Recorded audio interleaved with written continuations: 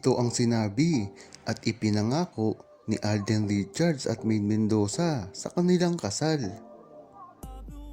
Marami nga ang nagpapatunay sa ginawang kasal ni Alden Richards at Maine Mendoza, ngunit hinahadlangan ito ng kanilang mga bashers at mga naninira sa kanila. Ngunit diyan sila nagkakamali dahil ito ang totoong binitawan sa kasal ni Maine Mendoza at Alden Richards na galing mismo sa kanila. Alam naman kasi natin, ang message sa kasal ay isang sagrado at hindi basta-basta ito binibitawan kung hindi nila mahal ang isa't isa. Ito ang sinabi niya noong September 1, 2016. Mahal mo ba ako? Sasagutin mo ba yung tanong ko? Handa ka na bang maging tayo? Maine, tinatanggap mo ba ako? Mahal mo ba ako, Meng? Mahal kita. Yan ang bungad ni Alden.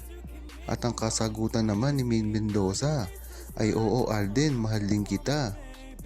Diyan nga napapatunayan na real ang kanilang score at hindi basta-basta mabubuwag ng kung sino man at ang mga naninira lang sa kanila. Kaya hanggang ngayon ay kampante pa rin ang ADN at may mga pinanghahawakan at naniniwala sa tunay na relasyon ni Maine Mendoza at Alden Richards.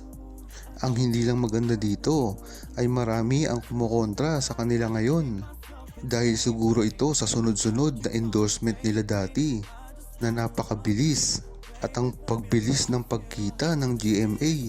Marami sigurong naiinggit sa kanila dahil sa pagkaigsi-igsi lang ng panahon ay napakaraming endorsement, napakaraming pera ang pumasok agad sa kanila.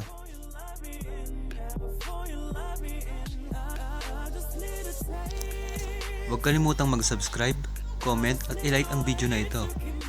Thanks for watching!